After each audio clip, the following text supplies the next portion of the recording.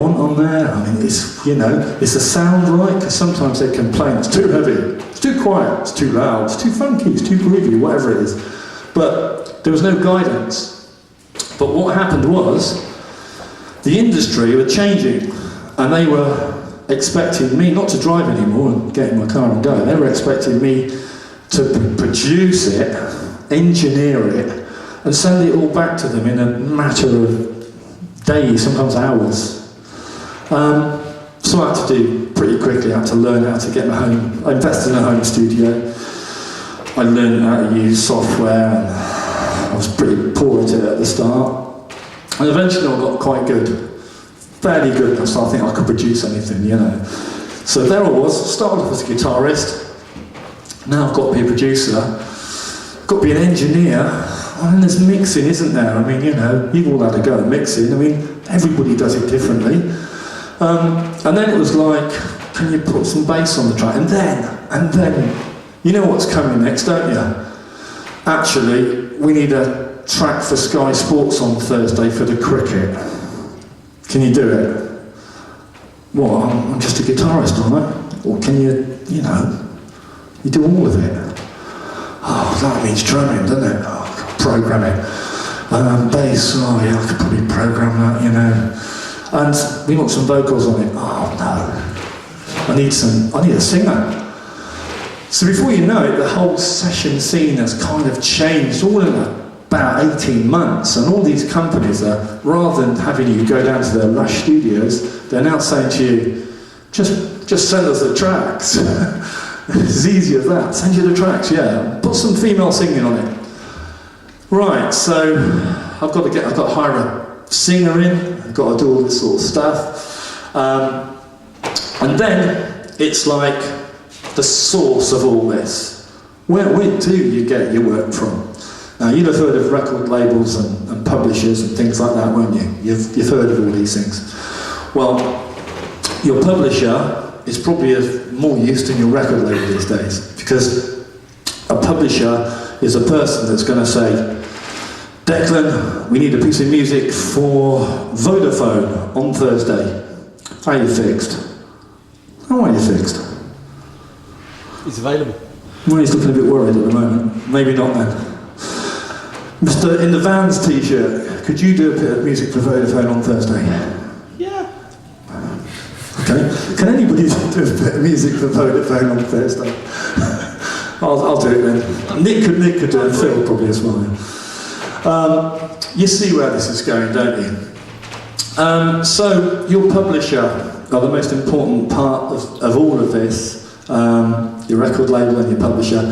A publisher is the person who people go to for music, and companies, films, artists, and the publisher sits back and says, right, okay,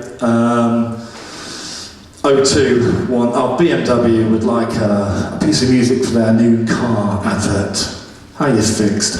And you go, yeah, okay, I can do that, probably do that.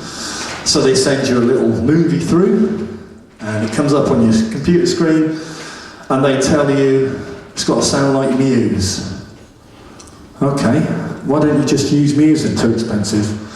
Okay, so you end up writing a piece of music like Muse, performing it, and you send it back to them.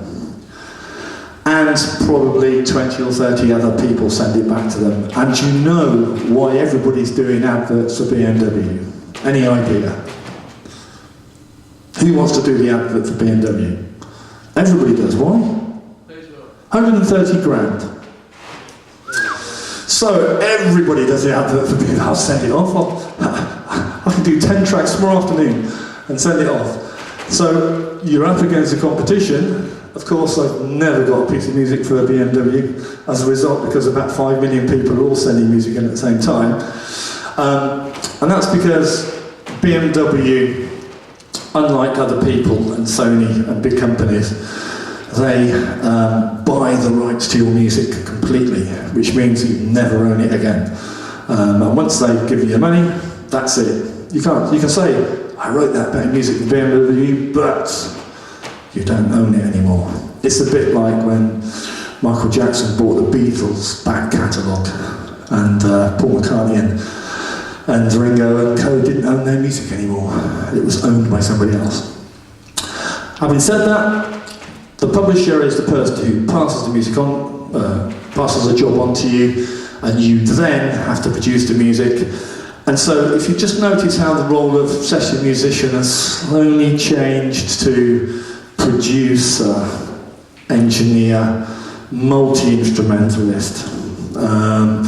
And that's kind of the way it's going a lot in terms of recording side of it. Now, there are two worlds that largely manifest in the recording world and the live world of session playing, and that is that you can either be one or the other. So you could be, Mr. Vance, you could be a live drummer playing for loads of different artists, or you could specialise more in the studio, and that's your field. And some skip between the two, which is what I tend to do a lot of. So if you're more of a live performer, the chances are that you would probably need to perform in multiple acts, as it were. Now, has anybody any idea of anything that they've thought so far about what they'd like to do when they leave college and start having a music career? Has anybody thought what they'd like to play in? What do you want to do? Come on, guys, you tell me. Come on. I'd like to try and start off just doing quite a few open mic nights and then sort of trying to build on that. Okay. Open night mics pay how much? Yeah, no money, okay. Derek, what do you think? I want to go to uni and then do the live drum stuff. Okay, what happens when you leave uni though? Work with the people I went to uni with. Okay, where are they getting their work from? I got no clue. Okay, we got there, didn't we? Yeah, okay, now uni's great because it gives you a qualification, but there will be, while you're at uni, there will be people that aren't going to uni out there working in the music industry, and they'll have quite a bit of work by the time you come out of uni, alright? So just bear that one in mind. You spend 2 or 3 years at uni, if you're a pretty competent musician, you'd use those 2 or 3 years to be working. Having said that, it's nice to have a degree. You never know when you might need it later on, so it's not a bad thing to do. Okay, two worlds, live world, studio world. Where do you think you fit at the moment? If I call out some random people and you can say, I think I'll be suited to playing live, or I'm more of a studio musician, or I'm more of both. Guy with the Nirvana t-shirt. Where do you see yourself? Live. Live. Okay. Guy with the Metallica t-shirt. Hey. Studio. More studio based. Gentleman on the end here. Bit of both. Gentleman with a hoodie, how do you see yourself? Live. Both. But I'll tell you what, put your hands up if you think you'd be both. That's quite good, yeah. And if you just see yourself as a studio person, no, a little bit. And if you just see yourself only as live, yeah, okay. And if you experience playing to the click track in the studio, yeah, it's quite hard, isn't it? If you don't like the click track, don't work in the studio. Just one little bit of advice there for you. Okay, guys. So having thought about that, whether you fall into a live category or a studio category, that's just something for you to think about. When you go home tonight and anybody asks you, what did you learn? And you thought to yourself today, I need to know somebody who's going to pay me for playing guitar or bass or singing or whatever I do. If you've learned that today, then that's absolutely brilliant, because that's what you need to do, unfortunately, or else music will only be a hobby for you. I think Whitney's got some questions, possibly. She might not. Whitney, would you like a mic at the back here? Can do. It's a bit longer. So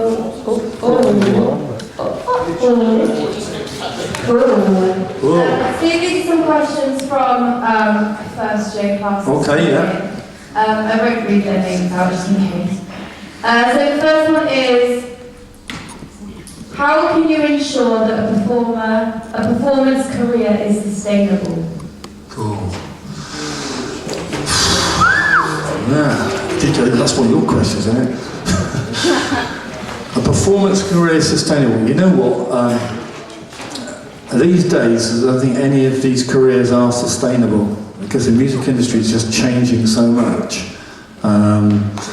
The only thing that you can do is really adapt yourself to those changes, and that becomes, in terms of you being more flexible in your ability to play with different people. Now, a lot of you, to be honest, are going to want to play what you want to play. And I agree with you, to be honest, because I do. But it doesn't always mean, okay, that you get paid for what you want to play. So sometimes you may have to play what you don't want to play to get paid. So to sustain a career, I would say that if you can accept that you may have to diversify your talent and play things that you don't think are cool. You've moved from over there.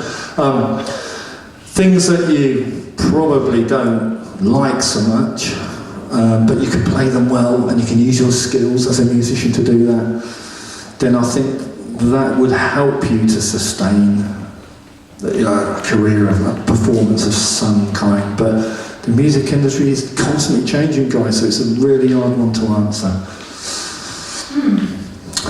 How can a performer break into the performance industry initially? Yeah, that's a very good one, isn't it? And we were talking about that earlier on. Right, okay. Golden piece of information that you probably will forget when you get out of here anyway is the secret to you having a successful music career, and most importantly when you start off, is multiple, are you ready for this? Wish someone had told me this when I was 18. Multiple forms of income. Okay, that means you teach a bit of guitar, you might play in a covers band, you might do some sessions, you might just work in a college and things like that on to do with music, or you might work in a music shop. But most people fail in the music industry because they want to become a rock star or a pop star straight away, and it doesn't happen. So the natural progression for anybody after that is to get a job. Once you're in a full-time job, your career starts to disappear, because when you get home at night you're tired and you can't be doing with all that stuff. So it is quite a difficult one, but the idea is that first of all you might think to yourself, well, okay, I'll join a covers band or function band and get paid on a Friday and a Saturday night at least. And it might not be what you want to do. But if you're a competent musician, you'll get the work. And then it might be on a Monday you start teaching drums or guitar. So now we've got 3 days of the week where you're using music to supplement your income. And then on the 4th day you might find that there's some sessions, or you'll be playing something where you've been invited to play on a recording of some description to get your word out there. And on the 5th day you can do your own music and whatever you like to further your own career, to enable you to get on. But most people, unless you sign a record deal tomorrow, and to be honest most of them aren't very lucrative, most people find that multiple income is the way to start this. So the soundest bit of advice I could ever give you is that you just do a bit of teaching, do a bit of live playing, a build it from there. Trying to wait for somebody to say, hey, can you come and join Metallica for £1 million as our bass player? Waiting for that opportunity is very, very, very, very rare. It does happen, as we know it did happen, didn't it? But it's very, very rare. People that tend to be successful kind of either get signed very early, very straight away, or they develop it through a process of a day at a time. So they use their skills a little bit at a time, and eventually the whole of their week is taken up producing music and making music. Ooh. Do you have any regrets in your career? Yeah, teaching here, I think, probably. But no, I mean, when you first start out, you think, oh, it's going to be fantastic, and I think just to be able to do music for a job for me was enough. When I speak to my friends and stuff, and they work in suits and accountants, and they're driving to London, and for me, just to be able to sort of travel all over the world and play as a musician is enough, and to get paid reasonably well, to be honest. I mean, I can't complain about anything like that. So I'm not a rock star, but it was definitely better than a job. What's the high point of your career so far? High point? Oh, yeah. Crikey. I don't know. I'd say I think the first time I got signed, I was signed to Heavy Metal Records. So I think the first time I got a signed record deal, and I've got to say that I was a complete idiot, and I would have signed anything that said record deal on it just to say I've got a record deal. And I think I did at the time, because it wasn't a particularly great record deal. So I think the first time you get a record deal, you kind of think this is amazing. And probably, I think the first time I played in America,